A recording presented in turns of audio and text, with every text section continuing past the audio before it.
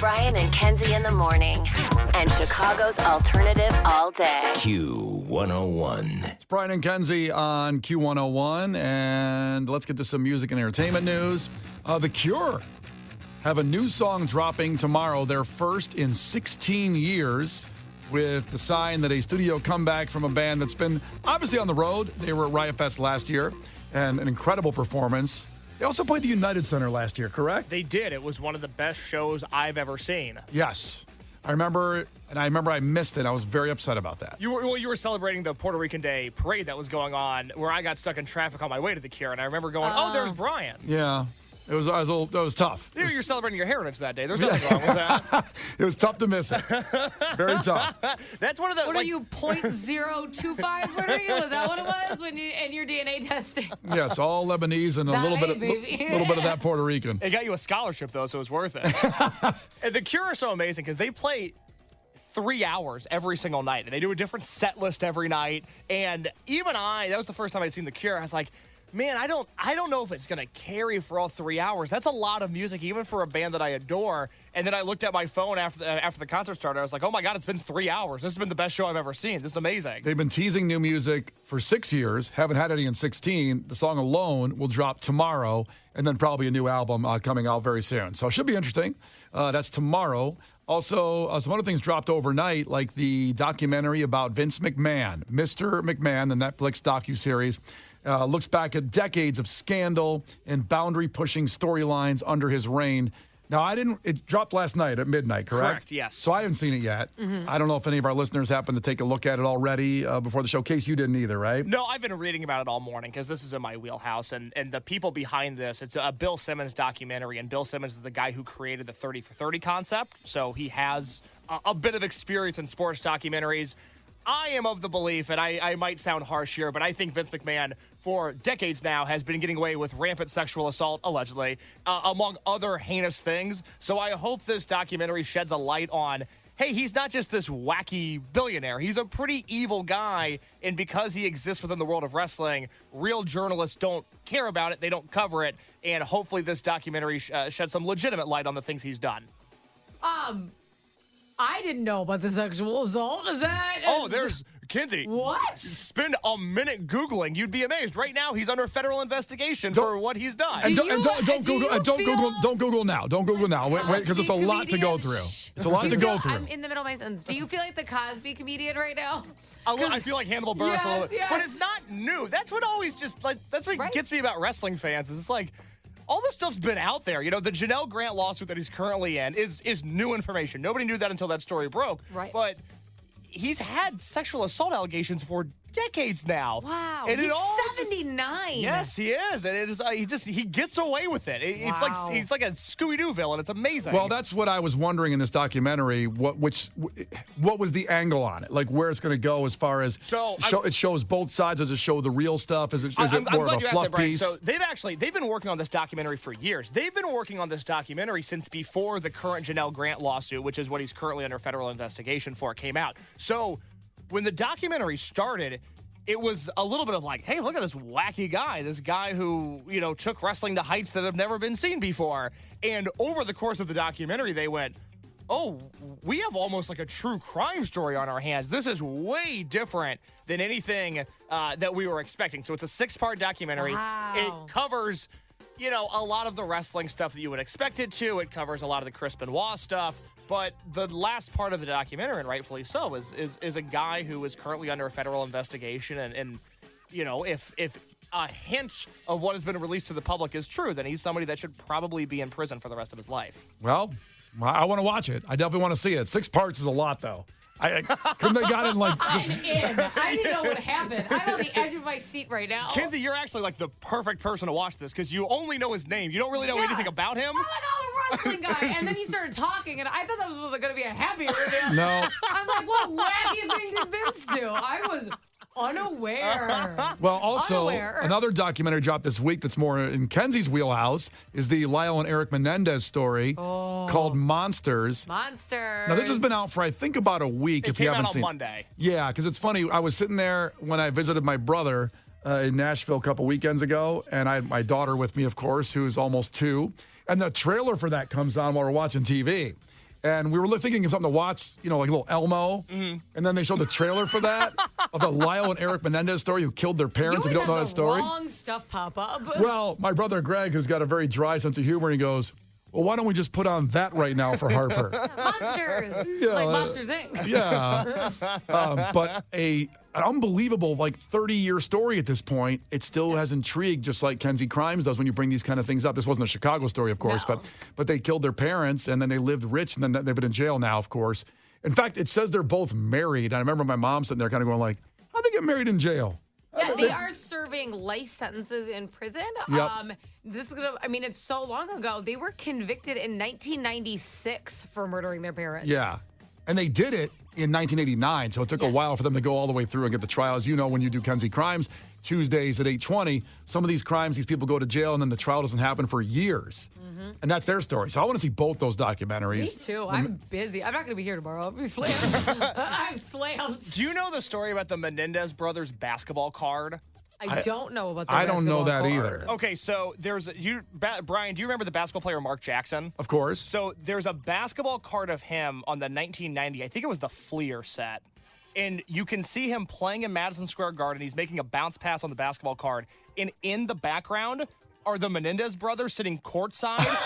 And they've deducted it to when that photo was taken must have been after they killed their parents. Stop it. Yes, Unreal. I'm serious. Well, they lived a high life for a short period of time. They killed their parents, and people they sold it that it was a murder-suicide, I believe. Yep. To the dad, killed the mom, and then whatever. So Big inheritance money, if you're wondering why they were living the high life after that. Courtside at MSG. Yeah, one of them. I believe $14 million was the inheritance. Yeah. And he was wanted to be a tennis star, one of the kids, and all that. So whatever. They lived high for a while until they figured out, hey, something's not adding up here. Hey, they look like they're having a lot of fun. This is coming across as intentional. Yeah, way They're too on much a fun. yacht. Finally, with music entertainment news tonight, a good night if you like the Chicago shows like I do. So 7 p.m. on NBC, Chicago Med, 8 p.m., Chicago Fire, and 9 p.m., Chicago PD. These are the 10th, 13th, and 12th season premieres of these shows that have been on forever that I got to be honest, I'm not even sure I like them anymore because all the characters that are gone that I loved, well, they're gone, especially Chicago PD. And I also loved Hank Voight when he was really a bad cop. Now he's just kind of a bad cop. No. What did you say off air? You said he's woke now and you hate it.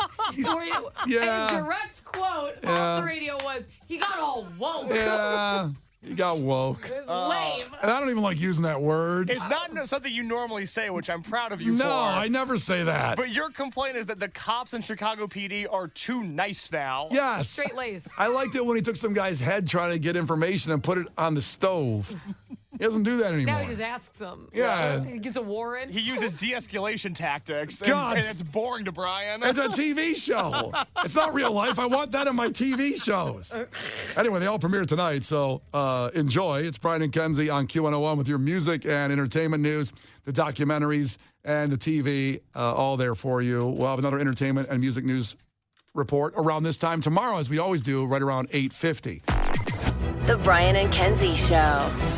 On Q101. Brian and Kenzie on Q101. The Q101 Morning Crew. Sports. Well, the White Sox didn't get the memo last night to lose and get the record because everybody there was waiting to see that, including Carl, who I bought tickets for. And during the show yesterday, I said, listen, there's $16 seats. I'll get you in the game. But after the show, we sit there and talked about it, and Case was perusing some of the ticket prices and where they were. And I said, Carl is a great guy. He's one of our good listeners. Let's go further. And we put him on the first baseline and $124 of mine out the window to Carl, and he enjoyed himself. We talked to him earlier in the show. Had a great time. He wouldn't say I love you, though. He would not say I love you. The thing I do love about you, though, is that I can talk you into anything. You were ready to spend $30 on White Sox tickets. Mm-hmm. And I was like, no, what if you spent $124 instead? And I got you so quick. You got me worked up, and I thought, let's pay it forward. Mm-hmm. We appreciate people that have been listening to the show and passing it on to other people and telling people about the show. So it's an investment in myself. It's a big phrase in 2024, So invest in yourself. Basically, he was like, you were like, you should do this for people. And he goes, you know what? This is an investment in me. Now I'm willing to do it. As I always say, there's more options than ever before. It means the world that so many people choose us as the option in the morning. It's incredibly flattering. It makes me incredibly proud. And Brian took it upon himself to make himself look good by doing Carl a favor. Yes. I invested in myself by giving Carl tickets. And that made it worth it. Yeah, oh my God, That made yes. spending the money worth it because Brian feels good. But Carl got to see, well, at first the White Sox looked like, okay, they're going to lose this game. Things the Sox have to get is a closer.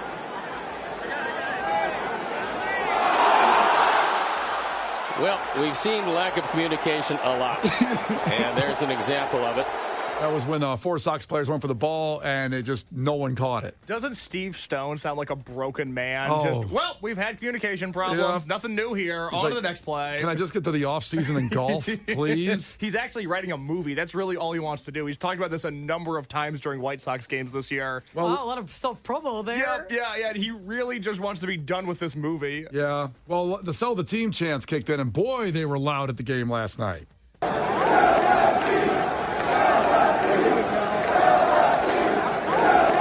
17,000 strong at the ballpark on the south side, and that was a rainy, horrible day. Now tonight it's going to be a beautiful day for baseball. It will be. And then Lewis Robert, of course, then came back, tied the game. Here's the Angels announcers. Robert pops it up. Brock Burke about to get out of the inning. If Lopez can squeeze it, backpedaling, and he can't get it. The tying run scores. And then the last play of the game, because I was texting Casey and Kenzie during the game going, they're going to do it. But, of course, they didn't do it. They won. The White Sox won. On the ground, this could do it. Henderson will walk it over to first, and history will have to wait. So tonight, hopefully, there's only 2 more home games, tonight and tomorrow, in the season. We want it to happen at home. I do have a question about this. So say they lose tonight and they've broken the record. But is the next night and the next night, if they keep losing, is that also historic because it's the new worst record? It'll be the new worst record now. We've been talking all week about how the 1899 Cleveland Spiders, they lost 134 games. We don't recognize that as the record. That's considered like the prior era of baseball. The Mets have the modern day era record. The White Sox can't get to 134 losses. There's just not enough games in the season. But if they continue to lose for the next 5 games they have, those will all be new records. So each game, you had a friend that brought a scorecard because you wanted to have something that did commemorate and maybe sell, I don't know, this iconic game. But say they lose tonight and then they lose the rest of the nights. Would that scorecard still not matter? Because now this is the one, and then this is the... Do you know what I mean? Well, they're part of the night when it was broken. So 121 games is the most important. Now, if it gets to, let's see, 125? 4 or 5, yeah, 5. That's the most it could be if they lose every game. Okay. All of those will be historic afterwards. Everybody's... Right. Of course, tomorrow night's home game, too. But, yeah, the night tonight, and the White Sox, I mean it, as a Cubs fan, do the right thing tonight. Do the right thing for your fans who have suffered and invested their time and money in you. Do the right thing. People that go to the game, including Tom, who I'm buying tickets for tonight because I love him, and he said he loves me. This is true. Brian does it for love, you see. Carl, who I bought tickets for last night, said he appreciates me, and I couldn't get him the cave. You don't want to be appreciated. You want to be loved. I have never seen...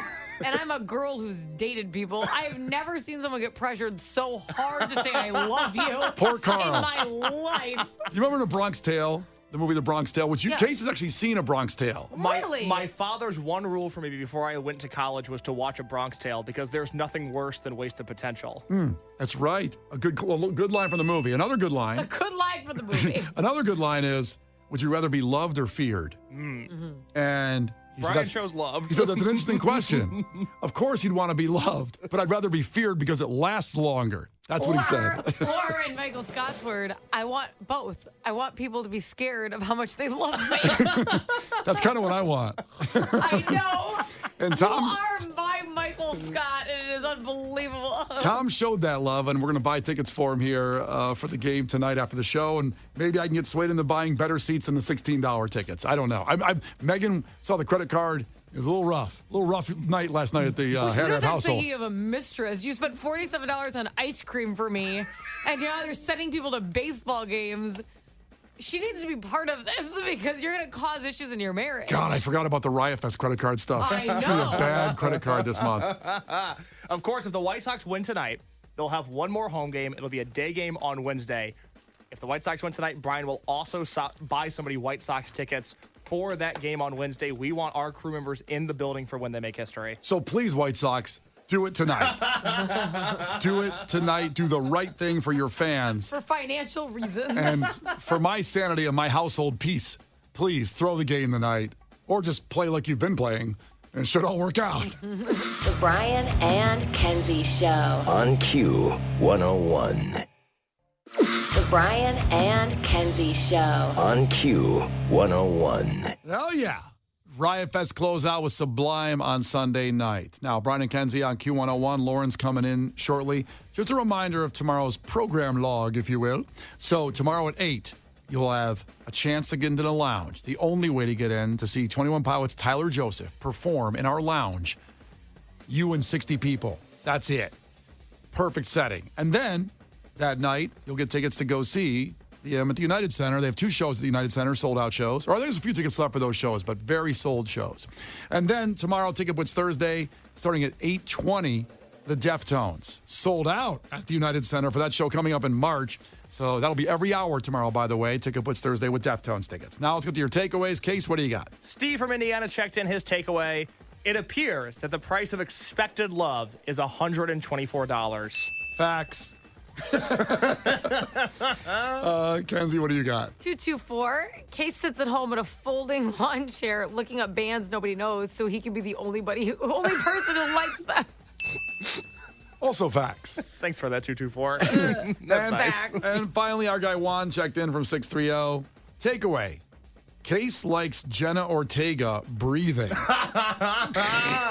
It's true. That's very nice. It's very nice. Alive. We is like great. her alive. She's a I good love her person. alive. I think she's great. I'd like to keep her alive. What's on the podcast, Case? Well, of course, we did document Brian's $124 journey to send a crew member to the White Sox game last night and how that went wrong. Also, Brian and Kenzie uncovered an uncomfortable and disturbing truth about McCormick Place. You will never look at that building the same way again. And unfortunately, on our Fact That Made Your Brain Go Boom this morning, Brian insulted me in a way that I have never heard before, nor was I ever expecting to hear. That and more are on the Brian and Kenzie podcast today. So get it anywhere you get your podcast, whether it's Spotify or Apple or the Q101 app. A great place to get it. Download the Q101 app. It's right there for you. Brian and Kenzie in the morning. And Chicago's alternative all day. Q101.